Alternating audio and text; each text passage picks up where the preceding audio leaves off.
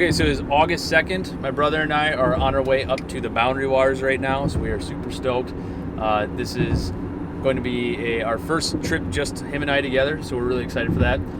Was supposed to be with a group, but everyone kind of bailed out at the last minute, so it worked out for us. We do have one other companion with us. Don't know if you can see that. It's my dog Ronan there. He's a little puppy, so we're getting him trained on how to get in and out of the canoe and paddle around and portage and everything like that. So, but we're going to be spending 8 days up in the Arrowhead region. We're going to be traversing, starting from Seagull on the east side of the Boundary Waters, and we'll be traveling west and eventually working our way up to the border route, taking Knife Lake through Ottertrack, and then dropping back down into Seagull at the end of it. It's going to be a lot of paddling. It's going to be a decent amount of portages, but most of them are short. I think the longest one is like 90 rods, which is like nothing. Hop, skip, and a jump, essentially. So right now we are in Duluth. We have a few more hours left on the road, and we are getting there a little late. We're going to be on the water a little late, but hopefully we can just snag a campsite somewhere, whether it's on Seagull or a nearby lake. And then tomorrow morning, either we'll hit it early, or maybe we'll take just a breather day to get it, acclimated back to being up here. We'll kind of play it by ear. Right now, though, there is haze kind of everywhere in the city. There's wildfires all over the Boundary Waters. This is actually a no burn or a no fire pit moment right now. So you actually can't have a fire in the Boundary Waters, unfortunately, right now, just because of those wildfires. So that kind of sucks, but not a big deal. Still gonna go up and have fun, just not be able to enjoy a campfire. But there's a good chance that it's just gonna be hazy the whole time we're up there, and just gonna get smoked out pretty bad. So that's an update. We'll touch base with you guys when we get to the outfitter. We arrived at Seagull Outfitters on entry point 54. We picked up our canoe and loaded our gear in a hurry as we set off with only an hour of daylight left.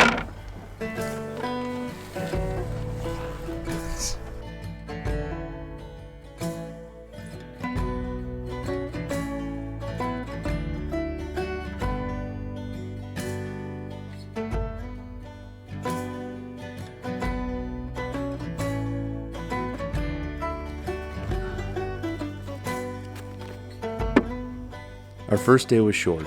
We had just enough daylight left to get on the water, finding a campsite right at dusk.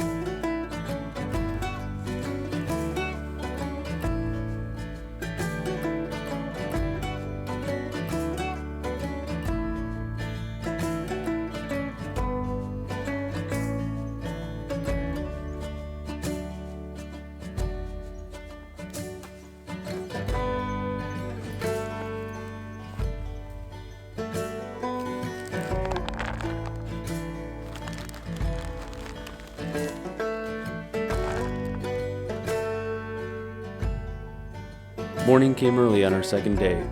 We awoke with the first rays of light peeking through the trees.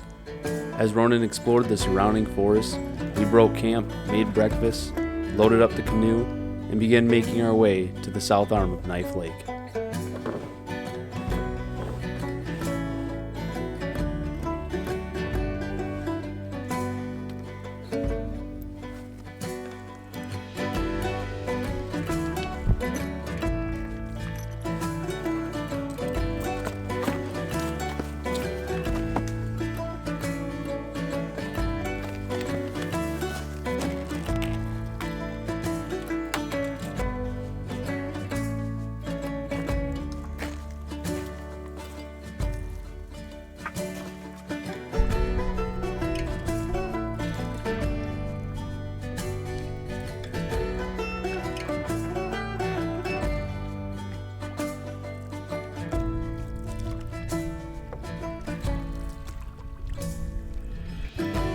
Okay, so it's day 2. This is our first full day out in the Boundary Waters. We are on, butcher this pronunciation, but Saganaga Lake.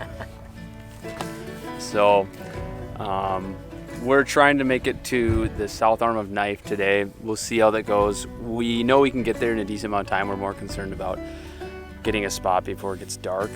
So we want to make sure that happens. Otherwise, weather's pretty decent. It's hazy. I don't know if you guys can see that, but it's really hazy from the forest fires all over the place. There's a fire ban going on right now, so that really sucks. is. So we're just taking a quick lunch break at a campsite here on this lake, and then we gotta do a bunch of smaller lakes, a bunch of like 15-rod portages, and then eventually that'll put us in the south arm, and then hopefully we can find a campsite from there.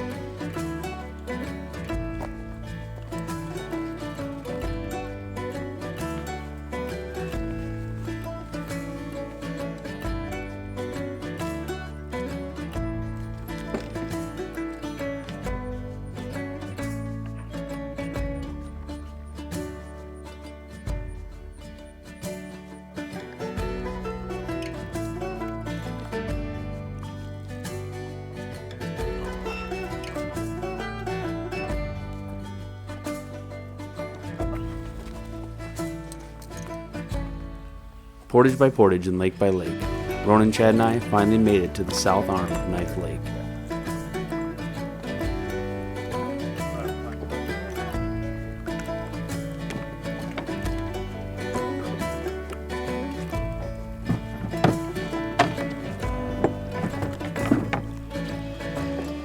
With only a couple hours of daylight left, we hunted for a site and finally rested our bow on the west channel of the lake.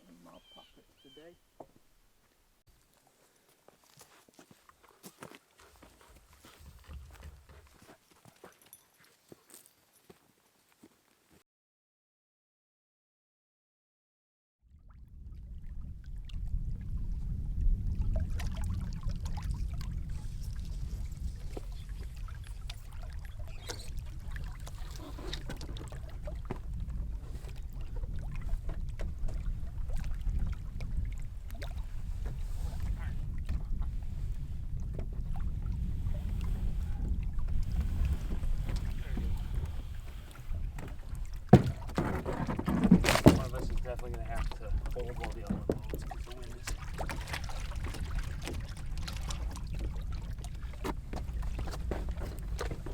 reloading way up there. Yeah, I think it'd be better here.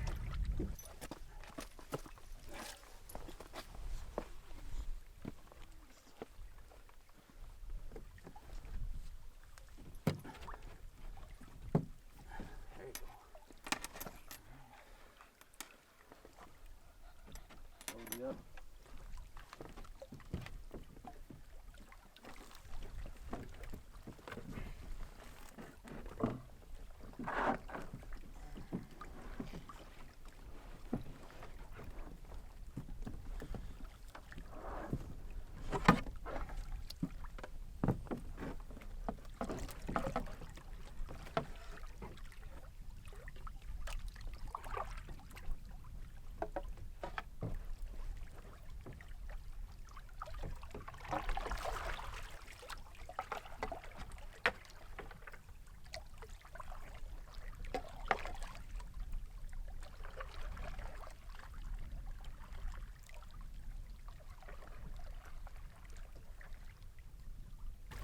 You know, my brother, all that land to your right is Canada. Right there? That's Canada. So that's Knife Lake. What lake are we on now? Well, I know it's the southern arm. We're coming out of Southern Arm right now onto Knife. Shit. Yeah. You got the camera rolling on you right now? Oh, well, God, I better look good. It's Canada, eh?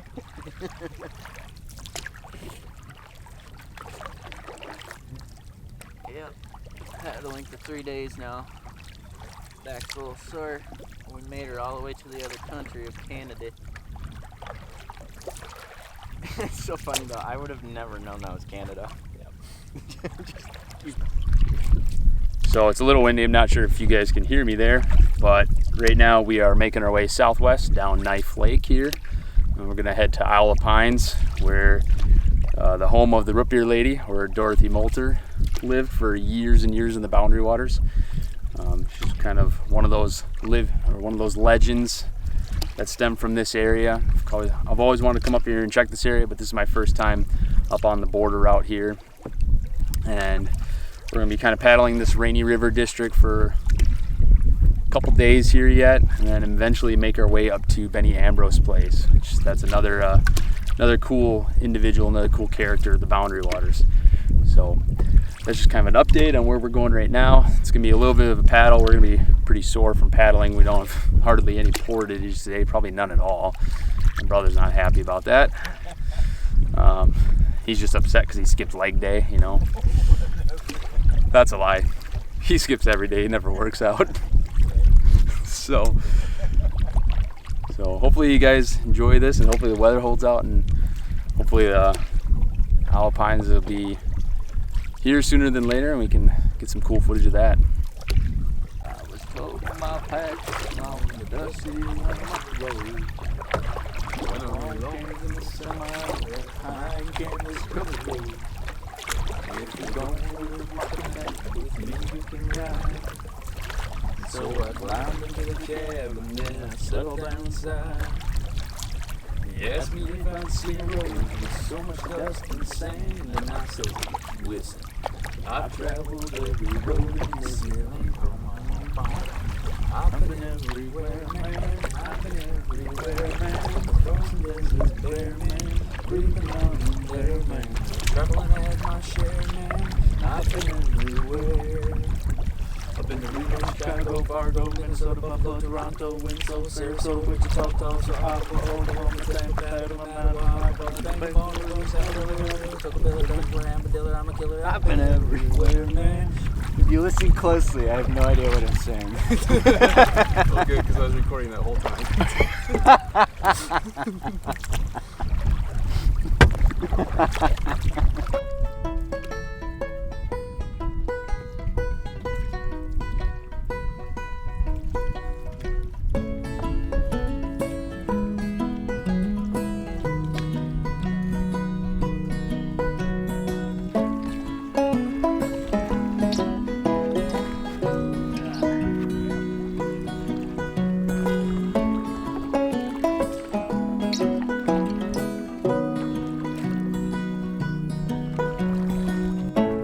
With Canada off our right shoulder and the U.S. to the left, we followed Knife Lake to the west and made camp on the east point of Robbins Island.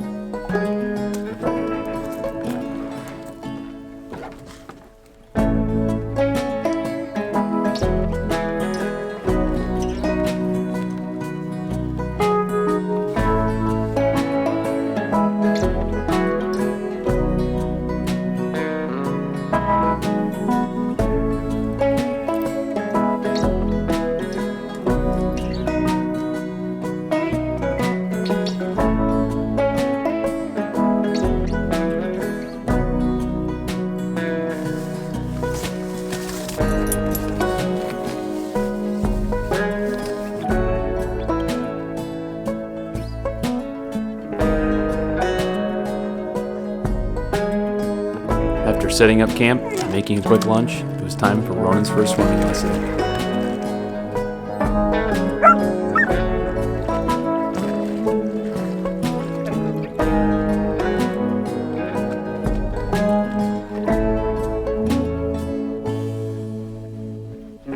Leaving our camp behind, the three of us launched our canoe and made our way to the Isle of Pines, the home of the Rootbeer Lady.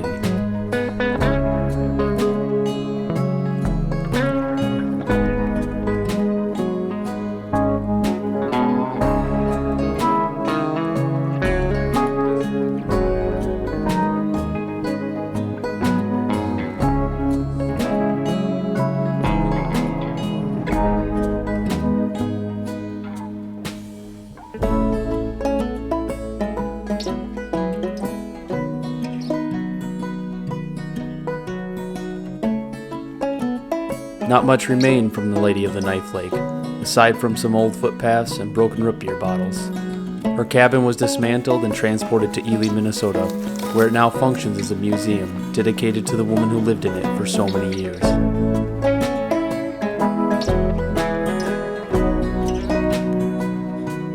Dorothy Louise Molter was born on May 6, 1907 in Arnold, Pennsylvania. Her family later moved to Chicago, where she was trained as a nurse at the Auburn Park Hospital. She first visited the Northwoods in 1930 and returned year after year to the Isle of Pines resort. Dorothy permanently moved to the Isle of Pines in 1934 and gained ownership of the islands when the owner passed away in 1948. Dorothy would spend the next 38 years living in the remote wilderness.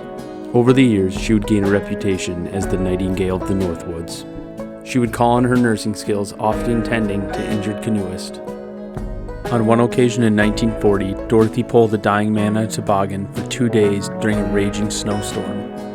Dorothy was also famous for her homemade root beer, which she made from lake water. Over the years, thousands of canoeists would venture to Dorothy's Islands. Dorothy passed away in December of 1986 at age 79.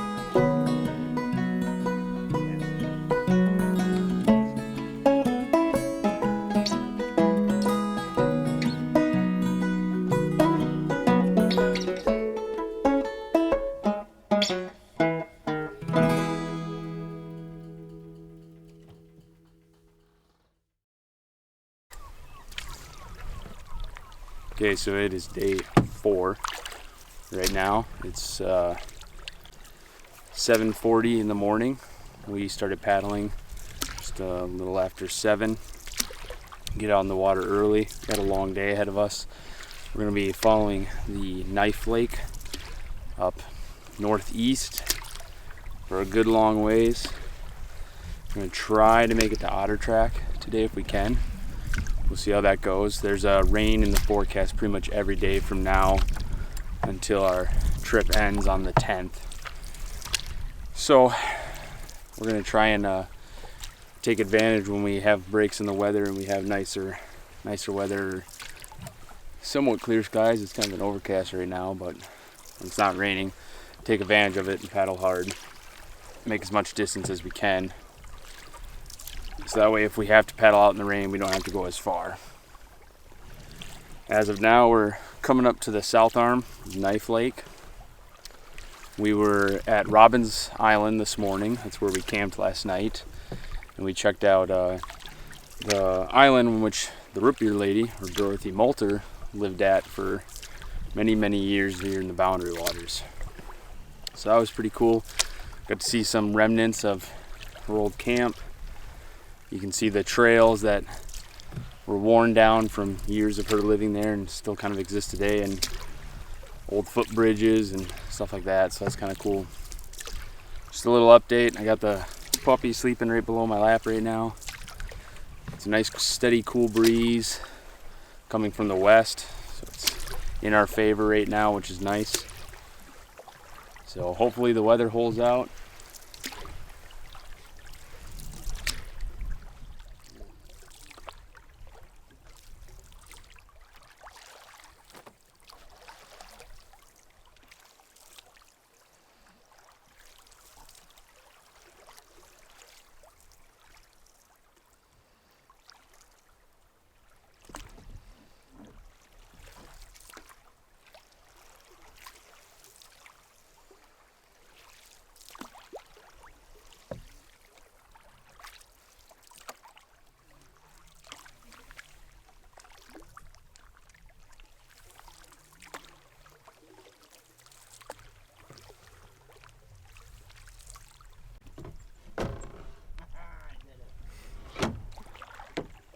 Try it too.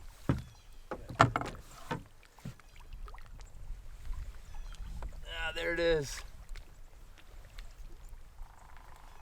Minnesota, Canada. That's pretty cool. Yeah, that is. That was totally worth it. So cool.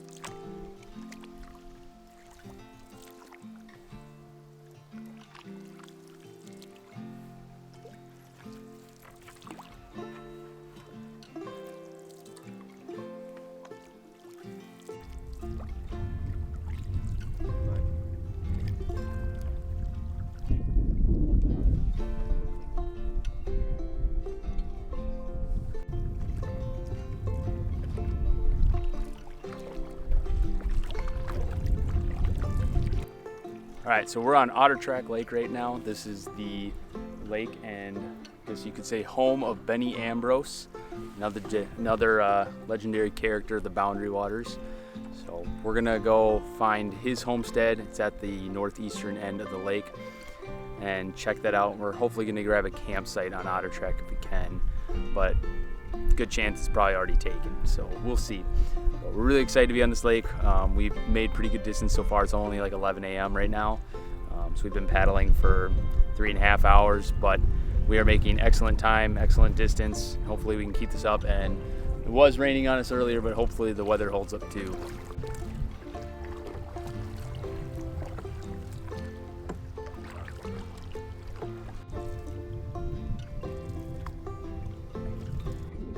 We paddled over to the cliffs on the Canadian side of Ottertrack, where you will find a plaque dedicated to Benny Ambrose.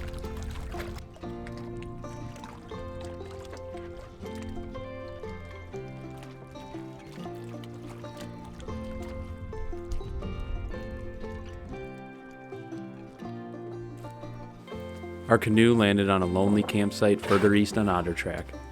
With an overcast sky above, we decided to set up camp and continue our search for Benny's home the following day.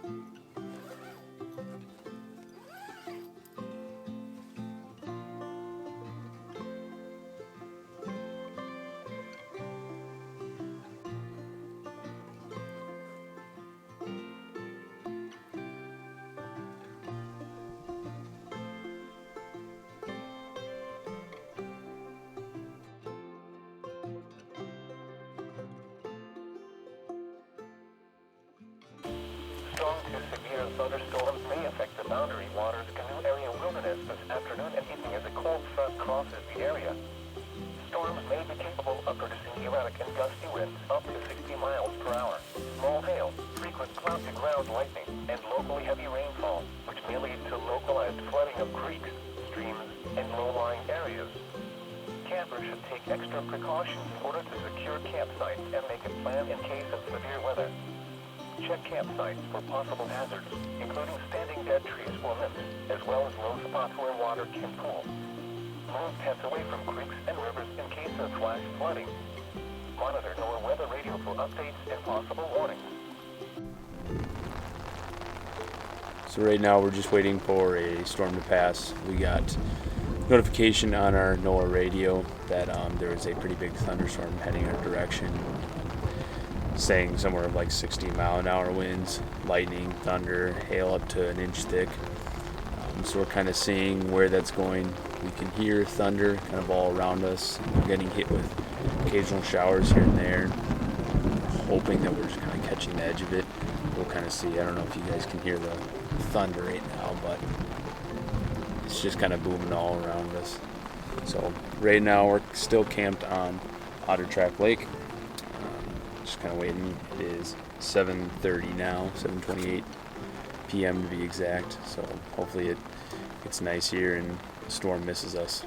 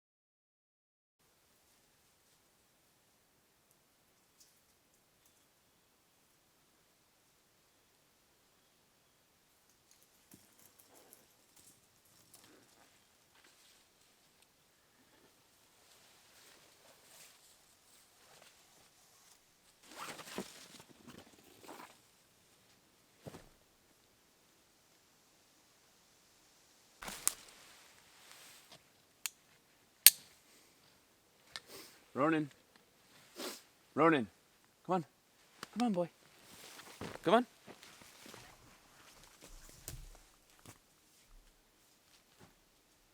Boy, Good go, boy. go. Good boy, good boy. Oh, good boy.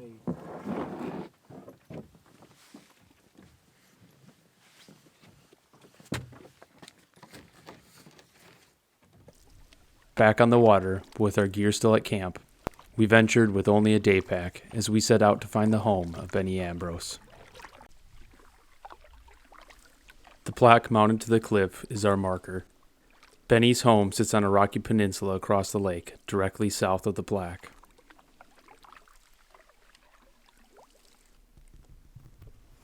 Benny was born in Iowa in October of 1896. A few years after Benny ran away from home, he enlisted during World War I and served on the front lines in France. After his discharge from the military, he made his way to the Great North Woods. Benny spent years trapping, fishing, and hunting in the wilderness in only a tent. He made friends with trappers and Ojibwe who taught him how to live off the land. Benny soon gained a reputation as an experienced woodsman and wilderness guide. In the late 1920s, Benny moved to the location of his home site, stating, quote, "It was the prettiest spot I ever saw."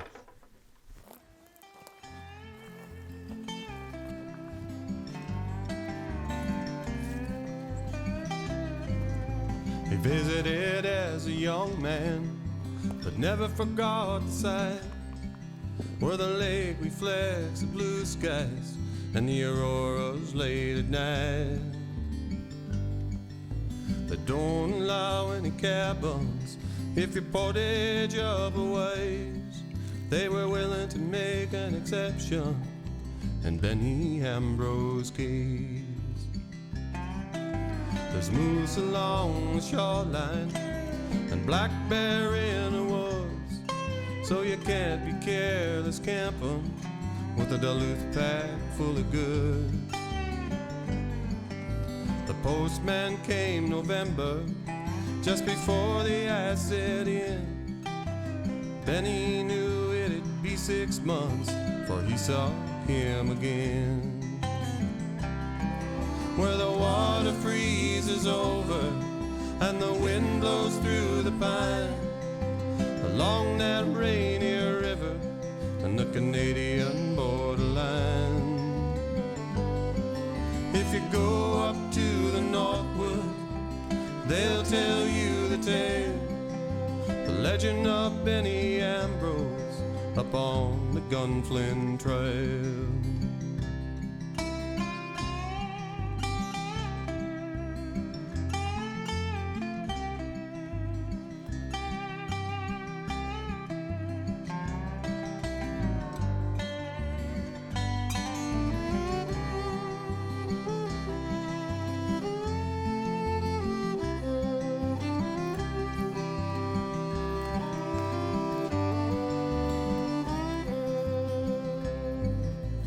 Deal was when Benny died, the cabin had to go.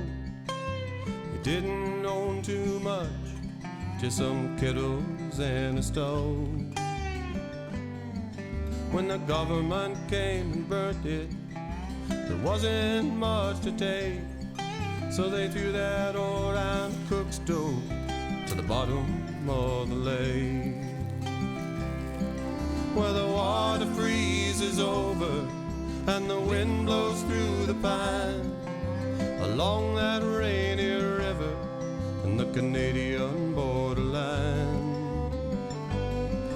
If you go up to the Northwood, they'll tell you the tale, the legend of Benny Ambrose up on the Gunflint Trail.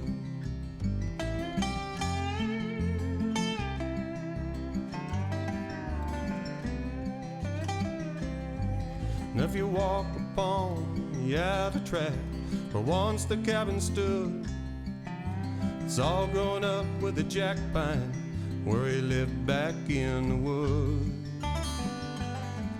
Though the years have changed the scenery and the home place may be gone, he still walks among the laurels and the wildwood he lives on.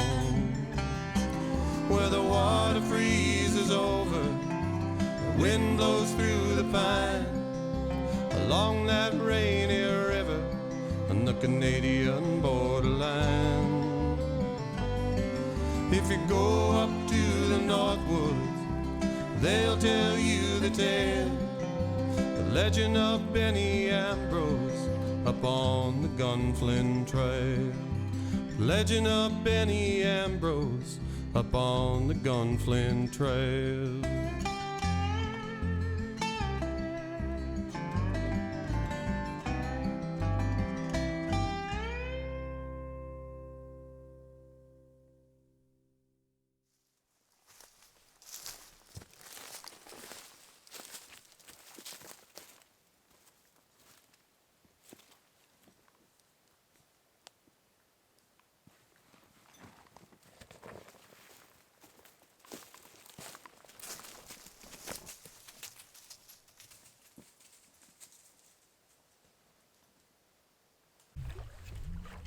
Our final day would be the longest of them yet.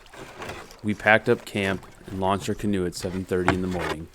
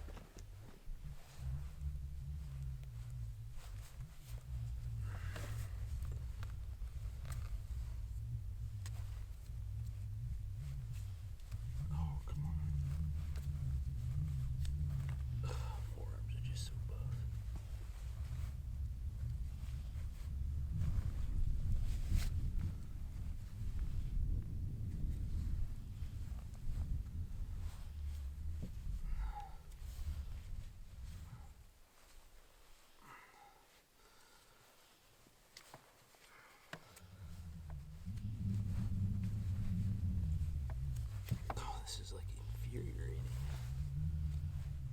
How many Connors does it take to roll down to sleep? It like went down just fine and all of a sudden.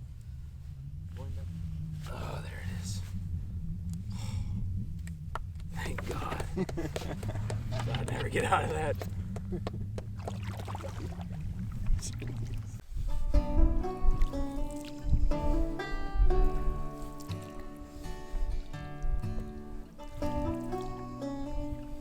As we neared the eastern shore of Ottertrack, a prominent rocky landing emerged.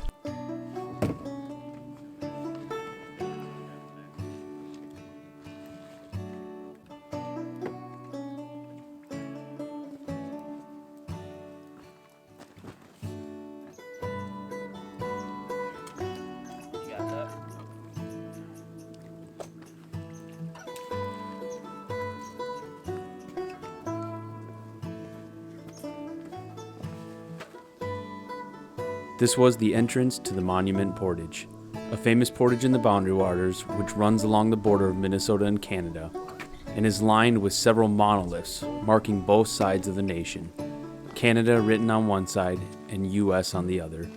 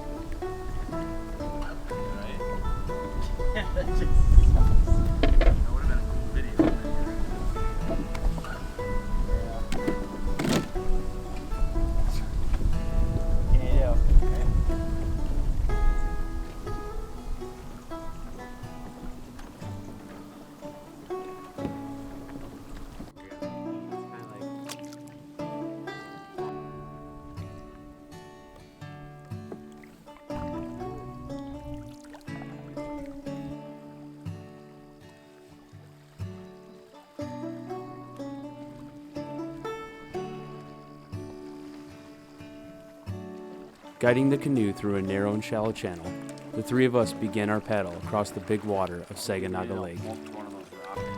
Though the winds were against us and the water was rough, we eventually made it to the shelter of Red Rock Bay.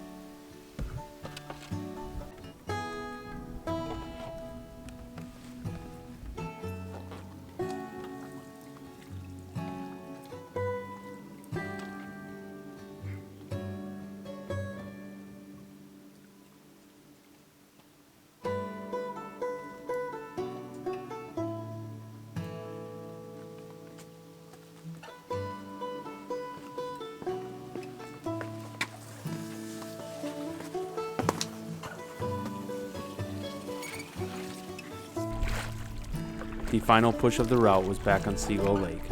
This was a relatively short route at 61 miles, 23 of which were paddled on this final day. Though we launched from the same dock 6 days ago, I feel like it was just yesterday. No matter how much time I spend in the boundary waters, it never seems like enough. I wonder if Benny and Dorothy felt the same way.